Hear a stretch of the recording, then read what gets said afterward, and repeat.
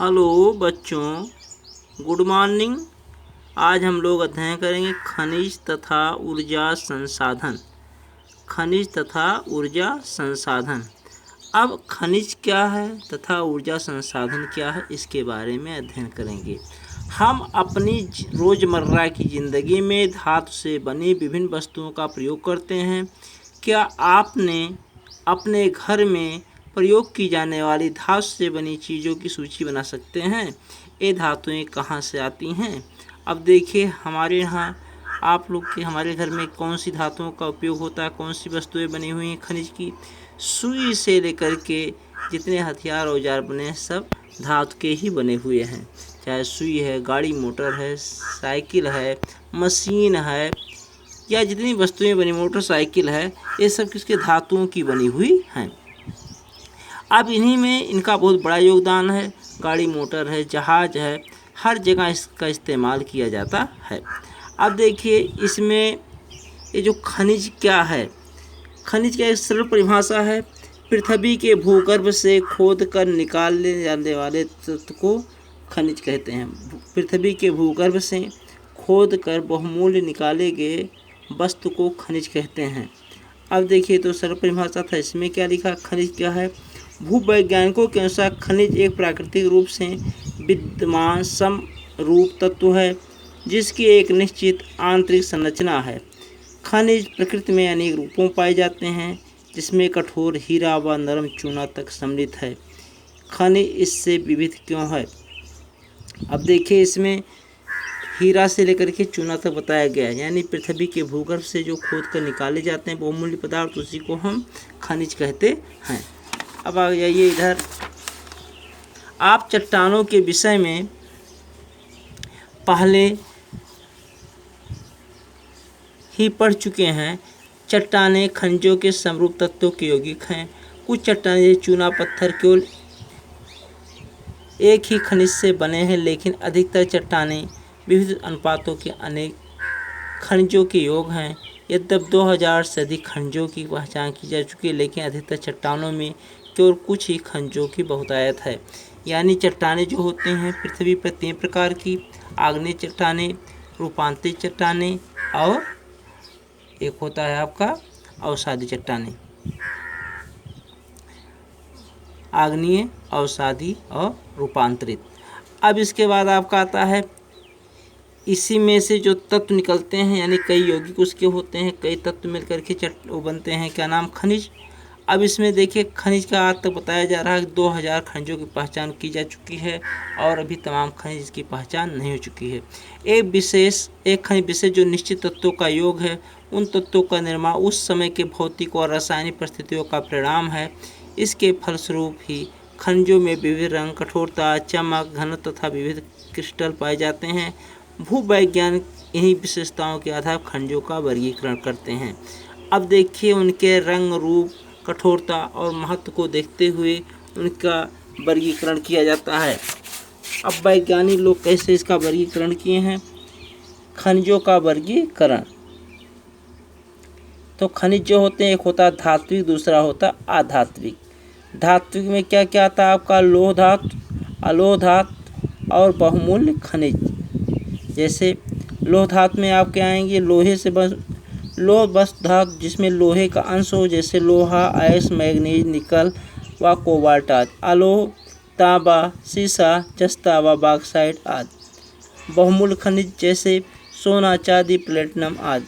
अधात्विक में क्या आते हैं, जैसे अभ्रक, नमक, पोटास, सल्फर, चूना पत्थर, संगमरमर तथा बलुआ पत्थर। ऊर्जा खनिज में जैसे कोयला, पेट्रोलियम तथा प्राकृतिक गैस। अब खनिजों की विविधता, खनिज कहाँ पाए जाते हैं? सामान्यतया खनिज अयस्कों में पाए जाते हैं। किसी भी खनिज में अन्य अयस्कों का तत्वों के मिश्रण का संचयन हेतु अयस्क शब्द का प्रयोग किया जाता है। अयस्क मीन्स होता है जिसे हम कहते हैं खाद्यान्न, जहाँ पर खोद के निकाला जाता है उसे अयस्क कहा जाता है। जहाँ खनिजें खोद के निकाली जाती हैं, खदान, उसे हम क्या कहते हैं? अयस्क।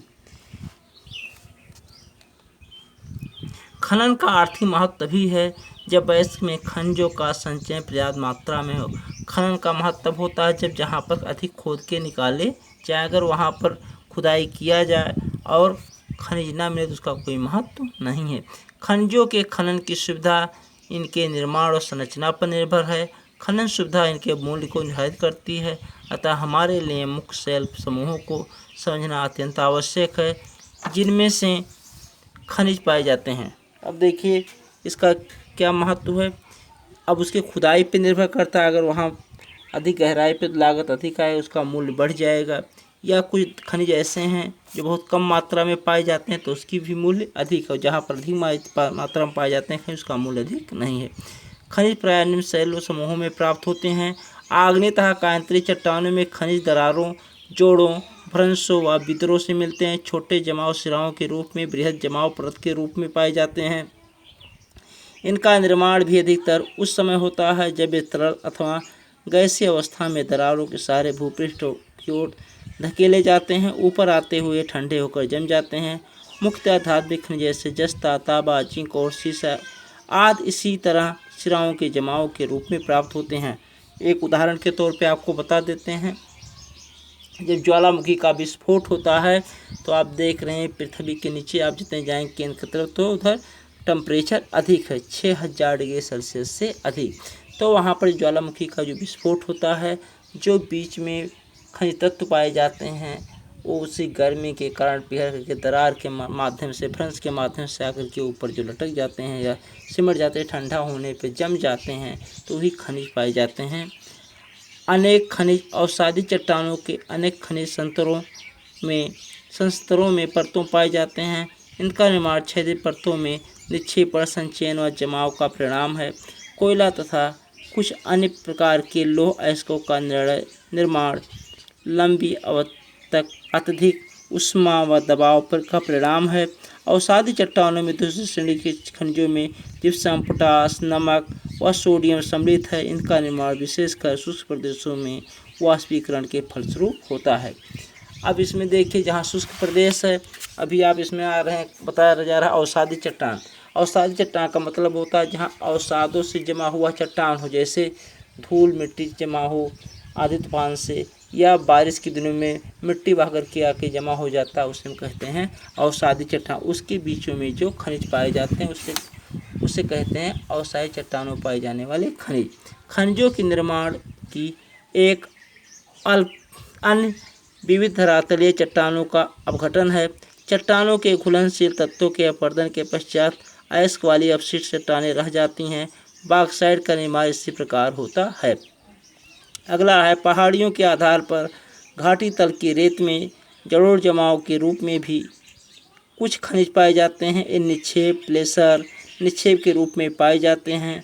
इनमें प्राय ऐसे खनिज होते हैं जो जल द्वारा घर्षित नहीं होते। इन खनिजों में सोना, चांदी, टिन, प्लेटिनम, तो यानी कितना भी इसमें चट्टानों का घर्षण हो लेकिन इनका ये नष्ट नहीं होते हैं।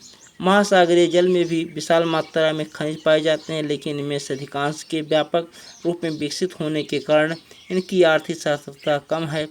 फिर भी सामान्य नमक, मैग्नीशियम तथा ब्रोमाइन ज़्यादातर समुद्री जल से ही प्रगृहित होते हैं। महासागरीय तली भी मैग्नीज कृतिकाओं में धनी हैं।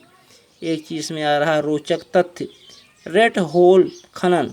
क्या आप जानते हैं कि भारत में अधिकांश खनिज राष्ट्रीयकृत हैं और इनका निष्कर्षण सरकारी अनुमति के पश्चात ही संभव है, किंतु उत्तर पूर्वी भारत में अधिकांश जनजातीय क्षेत्रों में खनिजों का स्वामित्व व्यक्तिगत समुदायों को प्राप्त है। मेघालय में कोयला, लौह अयस्क, चूना पत्थर, डोमाइट के विशाल निक्षेप पाए जाते हैं। जवाई व चेरापूंजी में कोयले का खनन परिवार के सदस्य द्वारा एक लंबी संकीर्ण सुरंग के रूप में किया जाता है, जिसे रेड होल खनन कहते हैं। नेशनल ग्रीक ट्रिब्यूनल ने इन क्रियाकलापों को अवैध घोषित किया और सलाह दी कि इसे तुरंत रोक दिया जाना चाहिए। यानी जो खननकार होता है सिर्फ सरकार के माध्यम से हो सकता है, सरकारी कंपनी ही कर सकती है, कोई निजी कंपनी नहीं कर सकती। लेकिन इसमें बताया जा रहा है कि पूर्वी भारत में मेघालय में कुछ जनजातियां ऐसी हैं जो वहां पर पाया जाता है, उस पर अधिकार जमाए, उसका खनन करके उसकी बिक्री करते हैं, जो अवैध। इस पर तत्काल रोक लगा दिया गया है। धन्यवाद।